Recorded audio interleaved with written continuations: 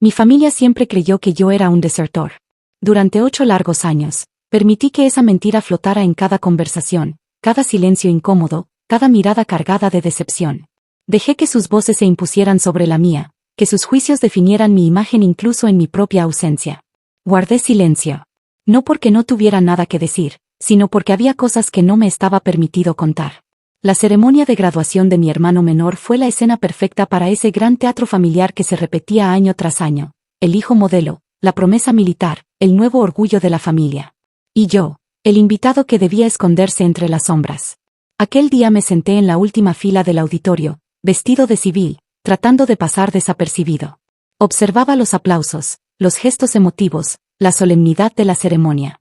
Todo parecía seguir un guión bien ensayado. Hasta que el general Ramírez tomó el micrófono.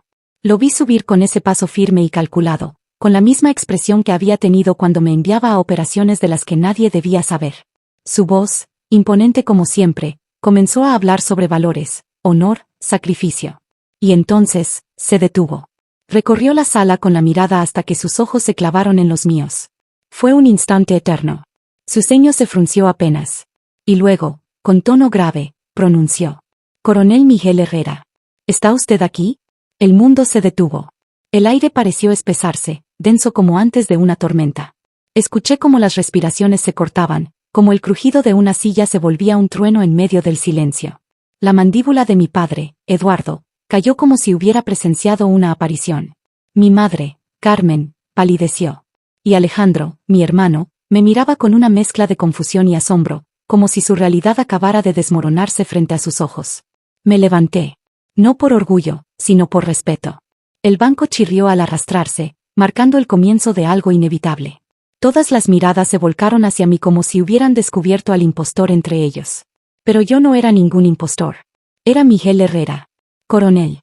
Comandante de Unidades Especiales de Inteligencia Avanzada. Operaciones en más de 15 países. Clasificación máxima. Fui entrenado para no ser visto. Para operar en la sombra. Para callar incluso cuando el mundo gritara lo contrario. Mientras caminaba hacia el estrado, cada paso era una sentencia. Escuchaba ecos de antiguas acusaciones: cobarde, fracasado, la vergüenza de la familia. Pero no los escuchaba desde afuera. Los escuchaba desde adentro. Porque durante años, me los había repetido a mí mismo, cada vez que mi familia elegía no preguntar, no dudar, no buscar. El general Ramírez me esperaba firme. Cuando estuve frente a él, estrechó mi mano con fuerza y, sin apartar la vista del público, dijo: «Este hombre salvó vidas en al menos 15 países. Lideró operaciones que jamás se documentarán».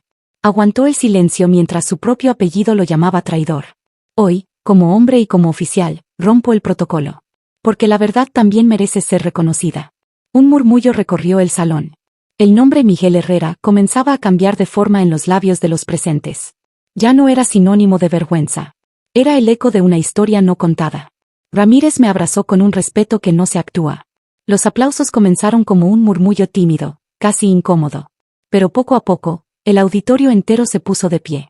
Todos, excepto mis padres. No volteé. No necesitaba su validación. Esa victoria no era para mí. Era por los hombres que cayeron a mi lado, por los que jamás serían nombrados en discursos ni en libros de historia. Alejandro fue el primero en reaccionar.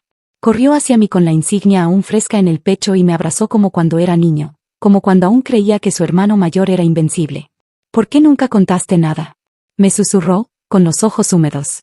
«Porque no podía», le respondí, mientras sostenía su nuca.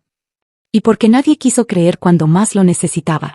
Al mirar por última vez hacia mis padres, vi a Eduardo con los ojos vacíos, como un hombre que de pronto se da cuenta que ha vivido años bajo una mentira construida por él mismo. Carmen, con las manos temblorosas sobre la boca, no sabía si llorar o gritar. Pero yo ya no era ese hijo del que se avergonzaban. Era el hombre que eligió proteger su juramento incluso a costa de su propia historia. Esa noche, después de la ceremonia, me invadió una sensación extraña. No era alivio. Tampoco orgullo. Era algo más complejo, una mezcla entre agotamiento y liberación. Como si al fin hubiera soltado un peso que llevaba tanto tiempo cargando que ya se había vuelto parte de mí. Horas después, aún con el uniforme civil y la medalla discretamente guardada en el bolsillo interno de mi saco, recibí un mensaje inesperado de Alejandro. «¿Quieren conversar? Cenemos esta noche». Yo invito. Acepté, no por ellos, sino por él. porque aún veía en sus ojos esa esperanza que duele, esa necesidad de entender, de construir un puente sobre los restos de una historia rota. El restaurante era elegante, casi demasiado para el momento. Una mesa reservada en una esquina apartada, como si hasta los espacios físicos supieran que allí no habría una cena común. Llegué último. Eduardo ya estaba con los brazos cruzados, Carmen con el menú en las manos sin leerlo realmente, y Alejandro jugando con el celular como quien quiere llenar el aire con algo que no sea silencio. Incluso Rosa, nuestra tía mayor, estaba allí, tal vez para equilibrar las emociones. Me senté sin prisa. Nadie hablaba. El mesero vino, tomó los pedidos. Nadie parecía tener apetito. Y entonces, la guerra fría comenzó. Miguel, dijo Carmen, con la voz contenida. Nos dejaste por 8 años. Sin una palabra. Y apareces de pronto, en un auditorio lleno, con un general llamándote coronel. Respiré hondo. Nunca los dejé, respondí sin elevar la voz. Siempre estuve cerca, mamá. Pero no podía hablar. Elegí ese camino, sí, pero no fue un abandono. Fue deber. Eduardo soltó una risa amarga, cargada de veneno viejo. ¿Deber? ¿Ahora abandonar a tu familia es un deber? No. Pero cumplir un juramento sí lo es. Lo miré directamente por primera vez esa noche. Había tanto que quería decirle, pero sabía que elegir las palabras correctas era la única manera de no romperlo todo. Firmé protocolos. Mi silencio protegía vidas. Incluyendo la mía. Carmen bajó la mirada. Su voz apenas era un susurro. Podrías haber dado una señal, alguna, algo. Nos hiciste creer que habías fallado. Yo no les hice creer nada. Ustedes eligieron creer eso. Mis palabras cayeron como piedras en el centro de la mesa. Nadie se movió. Nadie respiró. Cuando desaparecí por seguridad, ustedes no buscaron respuestas. No preguntaron. No dudaron. Simplemente construyeron una narrativa. Una cómoda. Una en la que yo era el culpable. Eduardo golpeó la mesa con el puño, haciendo temblar los cubiertos. ¿Y qué querías que dijera, eh? ¿Que mi hijo desapareció y que nadie sabía si estaba vivo? Soy un exteniente, Miguel. Tengo reputación. Siempre tuviste orgullo, papá, respondí, conteniendo el temblor en la voz. Pero nunca tuviste valor para defender a tu propio hijo. Un silencio áspero llenó la sala. Y entonces, como una ráfaga de aire en medio de un cuarto cerrado, llegó ella. Isabela. Impecable como siempre, con su credencial de seguridad discreta prendida a la solapa y ese andar firme que parecía ordenar el espacio a su paso. Se acercó, besó mi mejilla y se sentó a mi lado. Buenas noches, dijo con una calma impenetrable. Espero que todos estén bien. Recibí autorización para hablar sobre algunos puntos. Eduardo la miró como si fuera una intrusa.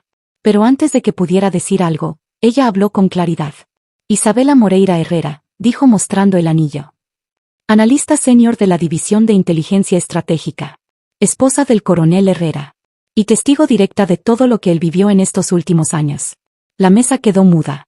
Miguel sirvió en operaciones de las que ustedes jamás sabrán detalles. Todo lo que soportó, lo hizo por el país. Por honor. Incluso, por ustedes. Sus palabras eran afiladas, pero no agresivas. Cortaban, sí. Pero también sanaban. Él nunca fue débil, continuó. Fue lo suficientemente fuerte para callar cuando más dolía. Incluso cuando su propia familia lo llamaba cobarde. Nadie se atrevía a replicar. El silencio era absoluto. Y entonces, Eduardo murmuró. ¿Y ahora esperas que creamos? No, respondí, mirándolo con serenidad. No espero que crean. Solo estoy diciendo la verdad. Y ya no voy a esconderla. Me incliné hacia adelante, sin necesidad de levantar la voz. Si esperan que me disculpe por no haber sido el hijo que esperaban, lo siento. Pero los voy a decepcionar otra vez. Fue Rosa quien rompió la tensión, como si ya no pudiera contenerlo más. Yo siempre supe que había algo raro en esa historia, dijo con su voz directa y firme. Siempre supe que no eras un cobarde, Miguel. Pero nadie escuchaba. Solo hablaban de Alejandro, como si tú nunca hubieras existido. Y él no tuvo la culpa, añadí, mirando a mi hermano. Fue víctima de la misma mentira. Alejandro bajó la mirada. Estaba visiblemente afectado. Creí en lo que papá decía, siempre hablaba con tanta seguridad. Me siento un idiota. Eras un niño. Solo querías un héroe. Y ellos te dieron una historia más conveniente. El mesero trajo los platos, pero nadie comió. Eduardo respiraba con dificultad. Carmen lloraba en silencio. Isabela me tomó la mano por debajo de la mesa, con ese gesto silencioso que siempre me sostenía. Y entonces Rosa, como si reuniera toda la historia en un solo acto, miró a Eduardo y le dijo: «Aún hay tiempo». ¿Tiempo para qué? Para reparar. Para reconocer al hijo que ustedes hirieron por orgullo. Pero eso, Miguel no puede hacerlo por ustedes. Me levanté. El momento estaba dicho. Ya no había más que explicar. Estuve ahí, cuando nadie podía verlo. Y ahora, por primera vez, no necesito esconder quién soy. Pagué la cuenta antes de que alguien pudiera responder algo. Caminé hacia la salida con la certeza de que, por fin, no era yo quien debía explicaciones. Dicen que el dolor físico es pasajero, pero la humillación, esa sí te acompaña en silencio. Día tras día. Sin fecha de caducidad. Yo lo sabía mejor que nadie. No fue una tortura abierta. No hubo gritos ni golpes. Fue algo más sutil, más lento, más cruel, ser disminuido gota a gota por quienes debían ser tus pilares. Por quienes debían protegerte incluso de tus propias sombras. Recuerdo con precisión quirúrgica el día que todo cambió. Tenía 26 años. Recién graduado en ingeniería electrónica. Mis planes eran simples: seguir creciendo dentro de la Marina, formar una carrera sólida, ganarme el respeto a través del mérito. Pero entonces llegó la llamada. El comandante Nogueira se presentó con pocas palabras. Una operación. Clasificación máxima. Una oportunidad única. Pero para aceptarla, debía desaparecer. Oficialmente, dejaría de existir dentro de la Marina. Nada de contacto con la familia, salvo por autorizaciones estrictas. Una vida bajo el radar. Una guerra silenciosa. Pensé, y acepté. No solo por patriotismo. Ni por deber. También porque en el fondo ya lo sabía. Mi presencia nunca había sido del todo valorada en esa casa. Tal vez, desaparecer era la forma más fácil de no seguir intentando pertenecer. En los primeros meses, intenté mantener un vínculo. Envié postales genéricas, correos con información neutra. Pero del otro lado, solo había distancia. Las respuestas eran frías. Carmen hablaba como si al teléfono estuviera un extraño. Eduardo, simplemente no atendía. Y poco a poco, hasta eso se acabó. Supe lo que decían de mí por terceros. 3 años después, entre 2 misiones, logré volver al país por 48 horas. No tenía permiso para visitas oficiales, pero hice lo que pude. Me colé en una fiesta de cumpleaños de mi tía Rosa. Civil, discreto, solo quería ver a mi madre, oír la voz de Alejandro. Solo eso. Pero lo que escuché me rompió más que cualquier explosión en zona de combate. Miguel, él desapareció, decía Eduardo, con un vaso de whisky en la mano. No aguantó la presión. 3 meses de uniforme y se rindió. Una pena, contestó un amigo suyo. Pero pasa, el entrenamiento no es para todos. Por eso digo, añadió Eduardo, señalando a Alejandro, que aún tenía 17 años. Este sí va lejos. Tiene fibra. Miguel siempre fue débil. Mi garganta se cerró. Estaba a pocos metros. Detrás de un muro. Escuchando todo. Esa noche dormí en el auto alquilado. No tuve valor para tocar la puerta. No después de escuchar a mi madre, a sentir. En silencio. Ni una palabra para defenderme. Nada. Después, supe de más historias. De cómo Carmen contaba a las vecinas que el hijo mayor se perdió. De cómo Eduardo, en las reuniones, hablaba de mí como una mancha en su expediente de vida. Y yo me hundía en cada misión. Tal vez buscando allá afuera lo que nunca me dieron en casa, reconocimiento. Un estoy orgulloso de ti. Un hiciste lo correcto. Hubo noches en que pensé en rendirme. En enviar una carta, una foto. Algo que dijera estoy aquí, y no soy lo que ustedes creen. Pero habría violado mi juramento. Y si algo aprendí en la Marina, es que la palabra vale más que la sangre. Recuerdo una misión en Kandahar, Afganistán. Llevábamos 3 semanas infiltrados. Dormíamos en agujeros cavados en la tierra. Comíamos raciones secas. Rezábamos en silencio. Uno de los más jóvenes, Silva, me preguntó: ¿cómo aguantas tanto tiempo lejos de tu familia, coronel? Lo miré. No mentí. Imagino que no la tengo. Él se rió, pensando que era una broma. Yo sonreí, para no llorar. Alejandro creció escuchando que era el sustituto del fracasado. Asumió ese papel sin entenderlo del todo. Sin saber que el hermano al que admiraba en silencio, era el mismo que se convirtió en el blanco de todas las burlas. Yo nunca reaccioné. Nunca respondí. Pero por dentro, cada palabra pesaba como si cargara un chaleco de plomo. Cuando nos veíamos ocasionalmente, Carmen me trataba como a un conocido. Eduardo, como a una variable mal calculada. Y yo fingía. Fingía que no dolía. Que podía con eso. Que era fuerte. Incluso en mi boda, Solo Rosa estuvo presente. Isabela y yo hicimos todo discretamente, en una base militar en España. Mis padres no fueron invitados. No por enojo. Por lógica. ¿Qué harían allí? ¿Fingir sonrisas mientras pensaban que estaban presenciando la unión de un fracasado con una mujer engañada? Isabela sabía todo. Cada herida. Cada silencio. Y aún así, se quedó. Fue ella quien recogía los pedazos rotos que traía de cada misión. La que me sostenía cuando el mundo se volvía demasiado pesado. La que callaba conmigo, y hablaba cuando yo ya no podía. Y aunque tuviera reconocimientos, medallas, condecoraciones, hojas de servicio impecables, nada sustituía el vacío de no haber escuchado nunca, de boca de Eduardo, un simple, estoy orgulloso de ti. Nada borraba la mirada constante de decepción de Carmen. El día que el general Ramírez pronunció Coronel Miguel Herrera, fue como si un grito enterrado durante años al fin encontrara aire. Un pedazo de mí, dormido desde hacía tanto, despertó. Ya no era más el hombre que se escondía detrás de las sombras de su propia historia. Ya no era el hijo renegado. Ahora, ellos sabían. Y yo ya no iba a pedir perdón por haberme vuelto más grande de lo que esperaban. Desperté al día siguiente aún con la voz de Isabela resonando en mi mente. Esa noche, había dicho todo lo que yo nunca pude poner en palabras. Con firmeza, con calma, con verdad. Y sin embargo, lo que sentía no era descanso. Era otra cosa. Una inquietud profunda. Como si, después de tanto, el silencio finalmente se hubiera roto, pero lo que venía después aún estuviera por escribirse. A las 6:07 de la mañana, mi teléfono vibró. Una llamada con identificación codificada. No necesitaba contestar para saber de qué se trataba. Me incorporé, aún medio dormido, con el cuerpo adolorido pero la mente en alerta. Coronel Herrera, dije al contestar, con la voz ya en posición de combate. General Ramírez. Lo necesito en la base Alfa 4 a las 9. Es urgente. Operación activa. Clasificación nivel máximo. No podemos hablar por este canal. Traiga su equipo estándar. Y venga preparado. Suspiré. No habían pasado ni 12 horas desde que mi historia había comenzado a revelarse ante mi familia. Y ya estaba de nuevo, en marcha. Isabela apareció en la puerta, en camisón, con el cabello suelto y los ojos cansados. No necesitó preguntar. Lo sabía. ¿Es él? Asentí. Voy a tener que ir. No lloró. No protestó. No me pidió que me quedara. Solo dio un paso hacia mí y, en silencio, ajustó el medallón de San Miguel Arcángel que siempre usaba debajo de la camiseta. Volvé entero, por favor, susurró, apoyando su frente en mi pecho. La abracé. La besé. Y salí. La entrada de la base Alfa 4 estaba custodiada por 2 agentes de inteligencia. Presenté mi identificación. Me escoltaron directamente a la sala de reuniones. Allí estaba Ramírez, con su café negro de siempre y la mirada grave, mirando una pantalla con códigos encriptados.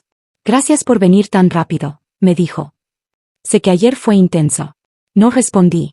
Sabía que no tenía tiempo para procesar emociones. Estaba de vuelta en territorio conocido, la urgencia, la estrategia, la acción. Tenemos movimientos inusuales en Buenos Aires. Vargas reapareció. El nombre me golpeó como un proyectil silencioso. Vargas. Un nombre que cargaba como una cicatriz abierta. Un narcotraficante de alcance internacional, con conexiones en redes de trata, tráfico de armas y operaciones encubiertas de inteligencia hackeada. Lo habíamos tenido. 3 años atrás. Lo habíamos acorralado en Medellín, y se nos escapó. Ese día, perdí a 3 hombres. Hombres bajo mi mando. Hombres que me confiaron su vida. Y él, se fue riendo. En una camioneta blindada. Dejándonos el eco de su burla. ¿Estás seguro que es él? Pregunté con la voz baja, afilada. Nuestros satélites detectaron movimientos con patrones idénticos a los de su red. Las fuentes en tierra lo confirman. Está operando desde Buenos Aires, disfrazado como empresario de logística. Está vulnerable, pero no por mucho tiempo. Me mostró imágenes de drones, fragmentos de conversaciones interceptadas. Y ahí estaba. Vargas. El fantasma de una misión fallida. Quiero que lidere la operación, dijo Ramírez, sin rodeos. Usted conoce su modus operandi como nadie. Sé lo que esto significa para usted. Tragué saliva. Él sabía. Esto no era solo una misión. Era algo más. Una deuda. Una herida. ¿Tenemos autorización de extradición? Ya firmada. Pero lo necesitamos vivo. Y el equipo, será el suyo. Su grupo original. Menos los que ya no están. Más 2 refuerzos. Marcos, demoliciones tácticas. Y Falcao, su francotirador de confianza, El que usted entrenó en Bosnia. Asentí. Sin emociones visibles. Pero por dentro, ya estaba en modo operativo. Partimos esta noche. Pero antes, hay algo que debe ver, añadió Ramírez. Me entregó un sobre. Lo abrí sin pensar. Reconocí la letra de inmediato. Era de Eduardo. Mi padre. Miguel. Sé que nunca tuve el valor de hablarte a los ojos. Sé que no creí en ti cuando debía. Que defendí mi nombre antes de defenderte a ti. Pero ayer vi en quién te convertiste. Vi al hombre que fallé en apoyar. Estoy intentando aprender cómo reparar lo que dejé pudrirse por años. Solo quiero que sepas que lo intento. Y que si algún día volvés, tal vez podamos conversar como padre e hijo. Y no como extraños. Con vergüenza. Pero también con amor. Eduardo. Me quedé de pie, con la carta temblando en mis manos. El papel pesaba. Pero lo que más pesaba eran los años detrás de cada palabra. Pidió que se la entregara antes de que partiera, dijo Ramírez.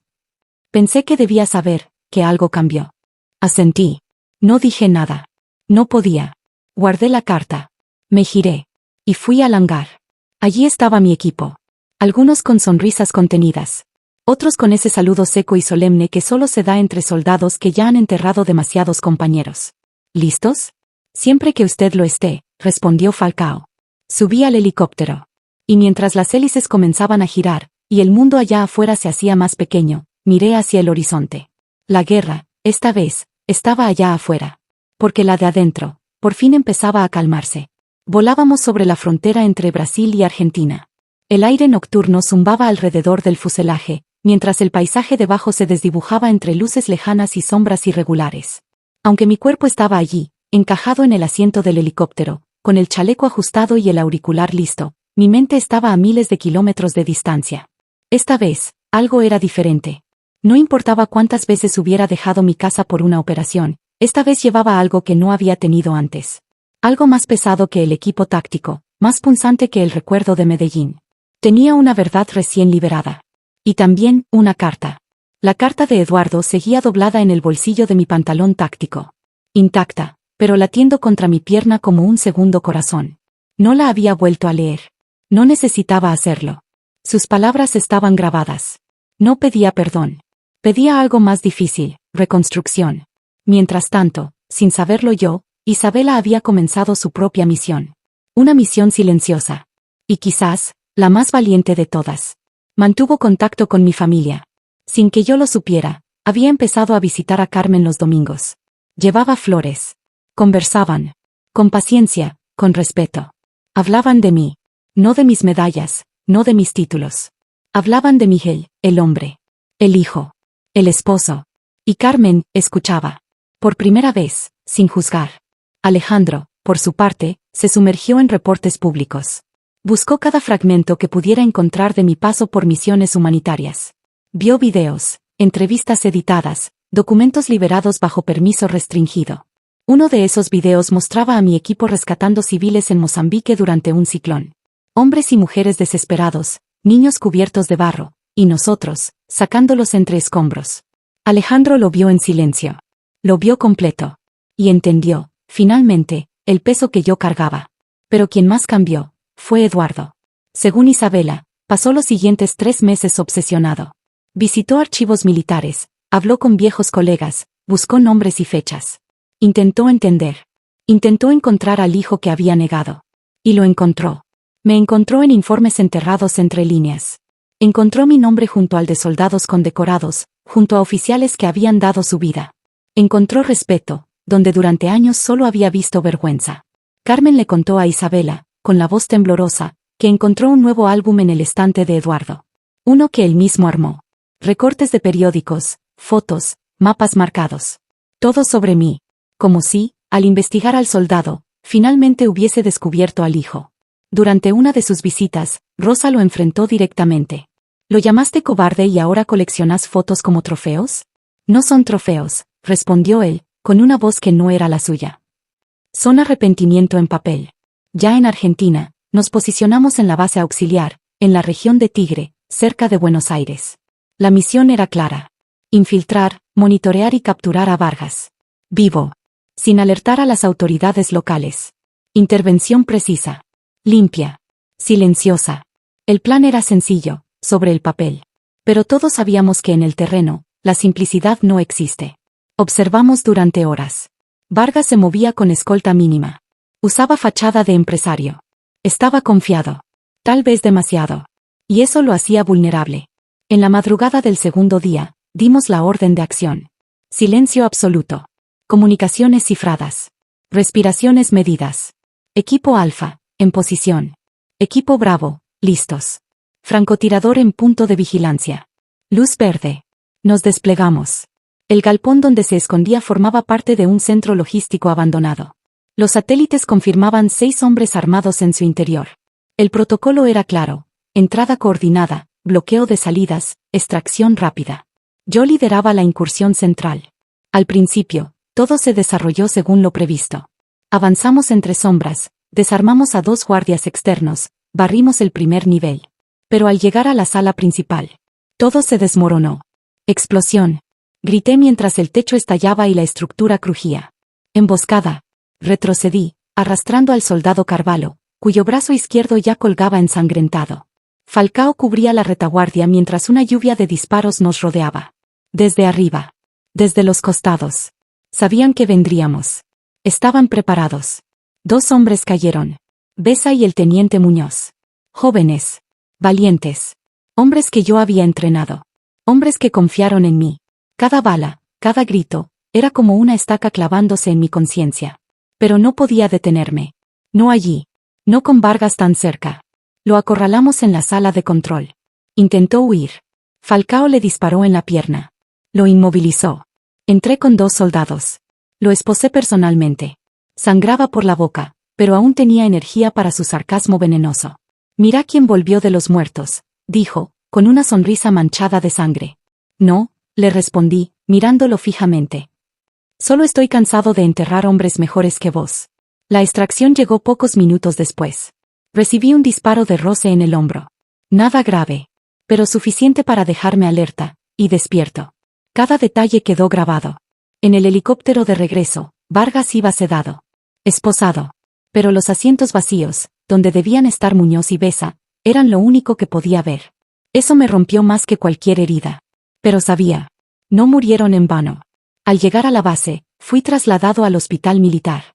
Isabela ya había sido avisada. Mi ficha fue clasificada como lesión moderada de combate. Nada que me impidiera volver al terreno, pero suficiente para forzar una pausa. Horas después, bajo el efecto de los analgésicos, escuché un susurro familiar. Miguel. Abrí los ojos. Eduardo. De pie. Sin uniforme. Las manos en los bolsillos. Los ojos rojos. Carmen a su lado. Sostenía una bolsa con frutas. Como si creyera, en su inocencia, que eso bastaría para reparar 8 años de silencio. El general nos avisó, dijo él. Pensamos que debíamos estar aquí. No respondí. Solo cerré los ojos otra vez. Y dejé que se quedaran allí. Porque quizás, por primera vez, de verdad estaban. 5 días permanecí internado. Tiempo suficiente para que las heridas cerraran por fuera, y para que otras, más viejas, comenzaran a mostrar señales de querer sanar. Los 2 primeros días fueron silenciosos. Eduardo y Carmen llegaban temprano, se sentaban a los pies de la cama y fingían que todo era normal. Mi padre leía el periódico. Mi madre traía café. Pequeños gestos que parecían simples, pero que para mí significaban un terremoto emocional. Yo no hablaba mucho. No por rencor, sino porque no sabía por dónde empezar. El tercer día, Isabela llegó. Y ellos ya estaban allí.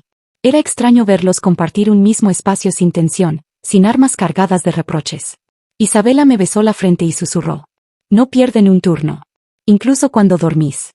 Ese día, Alejandro apareció. Entró torpe, con un pastel de chocolate de la panadería de la esquina. Se sentó en el borde de la cama. Me miró con una mezcla de respeto y ternura que jamás le había visto. Leí todo, me dijo. Vi cada video. Cada fragmento liberado. No sé cómo te piden que vuelvas al trabajo después de eso. Sonreí por primera vez en días. No es trabajo, Alejo. Es misión. Alguien tiene que elegir ese camino. Él asintió, en silencio. Y entonces, en un gesto simple, apoyó su hombro sobre el mío. Perdóname, susurró. Por haber creído en ellos. Por repetir las bromas. Por haberme enorgullecido de ser el hermano bueno, cuando no entendía nada.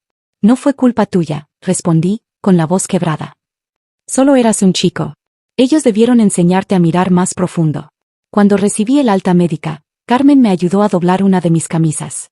Venite unos días a casa, me dijo, como si fuera algo casual. La miré sorprendido. ¿A casa de ustedes? Sí, intervino Eduardo, sin mirarme. No es mucho. Pero es lo mínimo que podemos ofrecer. Era la misma casa donde escuché que era una vergüenza. Donde crecí esforzándome por agradar a un padre demasiado rígido para ser tierno. Donde mi silencio fue más aceptado que mi voz. Pero acepté. Porque tal vez, ya era hora de poner a los fantasmas sobre la mesa. Dormí en el cuarto que una vez fue mío. Las paredes ya no eran las mismas, pero las marcas seguían ahí. Rasguños en el piso de madera. El marco de una ventana que una vez forcé para escaparme a escondidas. En el estante, encontré una foto. Alejandro y yo, niños, riendo en la playa. Ni siquiera sabía que aún existía. Dormí allí, por primera vez en años. Y nadie me llamó desertor. A la tarde siguiente, Eduardo me llamó a la terraza del fondo. Estaba sentado en una mecedora con una caja de madera en el regazo. Me acerqué. Abrió la tapa. Dentro, una medalla. Antigua. Bronce gastado. Una cinta azul y blanca. La cruz al valor, murmuré. No se entrega con facilidad. No, respondió él. Operación clasificada en Nicaragua. 1988. El reconocimiento llegó en 2003. Nunca hablé de eso. Ni con tu madre. Guardé silencio. Él giraba la medalla entre los dedos, con la delicadeza de quien sostiene algo frágil. Sé que fallé contigo, Miguel. Pero hay algo que quizá necesites entender. Vivir con secretos también nos destruye por dentro. Viví 8 años así, papá. Y yo, casi 40. Nos miramos. Por primera vez, sin escudos. Tenía esta medalla guardada, continuó. Pero cada vez que la veía, sentía que no la merecía. Porque a diferencia de vos, yo no supe equilibrar la vida allá afuera con la de acá. Cuando formé una familia, enterré esa parte de mí. Pensé que los protegía. Pero tal vez, solo me estaba escondiendo. Se levantó. Caminó hacia mí.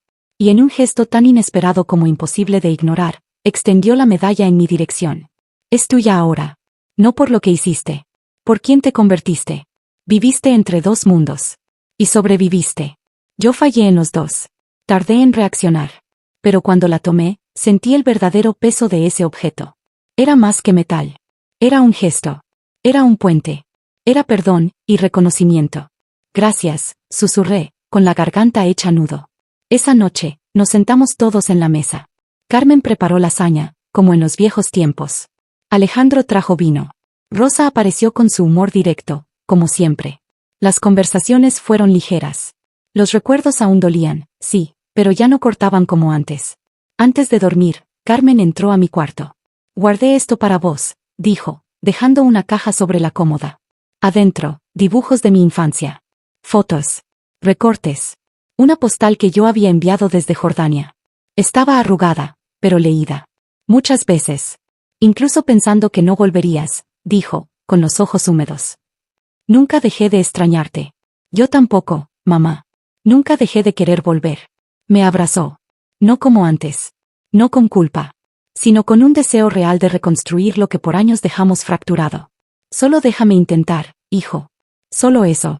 Y la dejé. Porque, por primera vez, nadie me estaba pidiendo que probara nada. Solo querían conocerme. Fueron 2 semanas en la casa de mis padres. Suficientes para notar que, aunque las cicatrices seguían ahí, había espacio para algo nuevo. Paz. La primera mañana, Carmen dejó el café listo antes de que yo despertara. Eduardo salió a comprar el pan que me gustaba. Pequeños gestos. Detalles. Pero que, para mí, significaban el mundo. Los primeros días fueron extraños. No sabían si tratarme como al hijo que partió, o como al hombre que regresó. Y yo tampoco sabía cómo actuar. Pero poco a poco, sin máscaras, fuimos reaprendiendo. Fue Rosa quien rompió el hielo.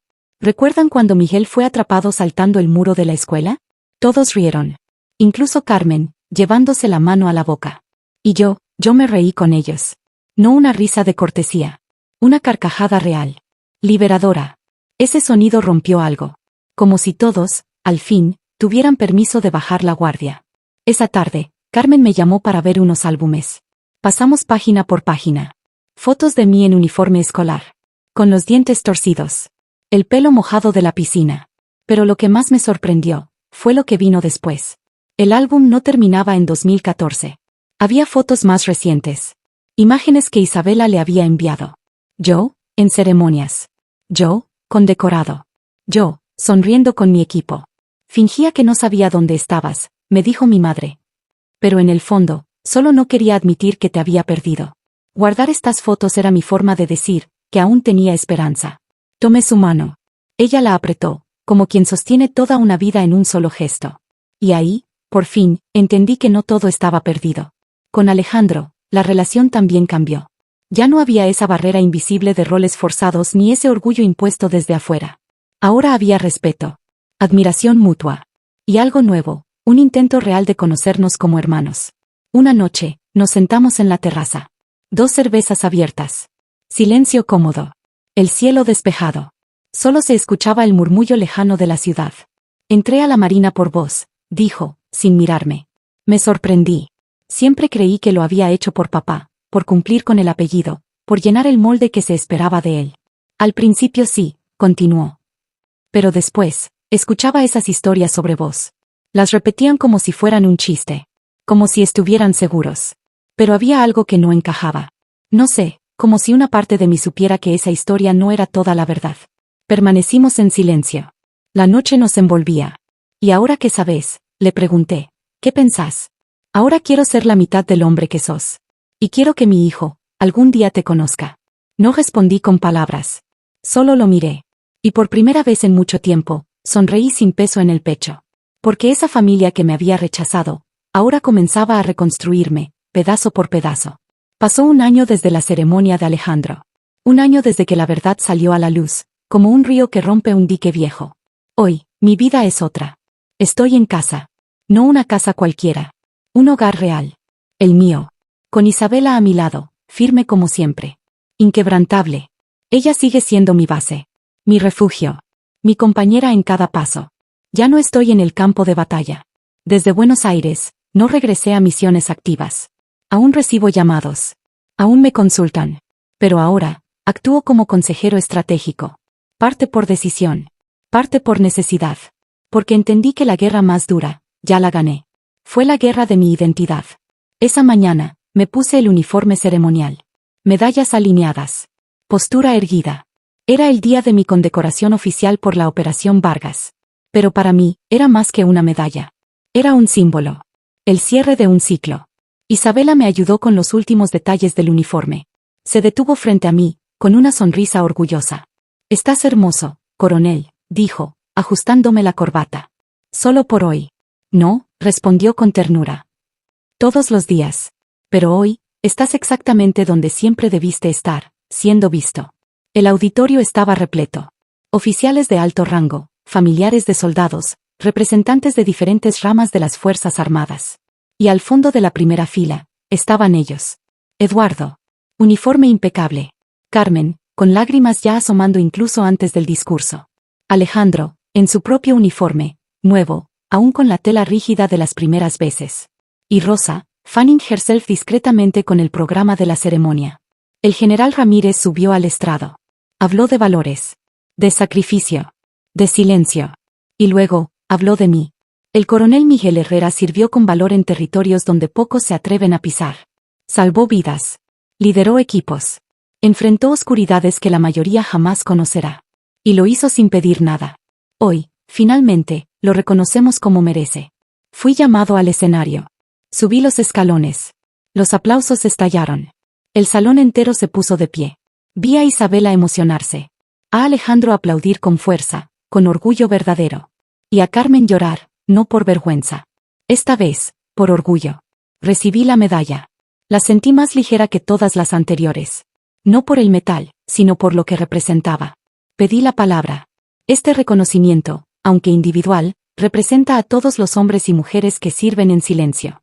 Que cargan el peso de misiones invisibles. Que son juzgados sin defensa. Que sacrifican nombre, tiempo y alma por un país que muchas veces no los ve. Hice una pausa. Pero, sobre todo, representa una verdad. Una que esperó demasiado para salir. Y que, cuando lo hizo, comenzó a curar. Los aplausos fueron intensos. Llenos de emoción. Pero lo que más me marcó fue el abrazo de Eduardo al final de la ceremonia. Firme. Largo. Sin palabras.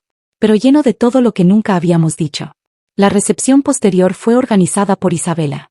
Cóctel sencillo, elegante. Rodeados de personas que habían formado parte de mi historia, incluso sin saberlo.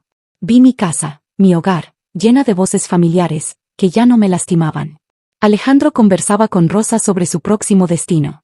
Carmen mostraba una foto mía enmarcada en la estantería del living, como quien presume a su hijo recién graduado.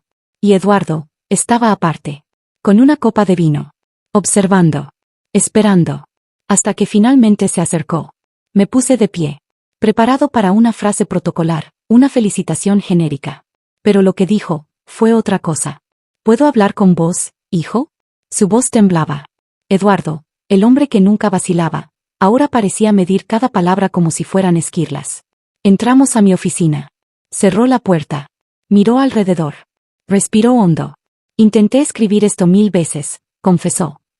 Pero nada sonaba justo. Así que, voy a decirlo como siempre debía hacerlo. Me miró directo a los ojos. Miguel, me enorgullezco de vos. Mucho más de lo que alguna vez pude expresar. Las palabras quedaron suspendidas, como si el tiempo se detuviera para no interrumpirlas. Pasé mi vida queriendo que fueras como yo, continuó. Que siguieras mis pasos.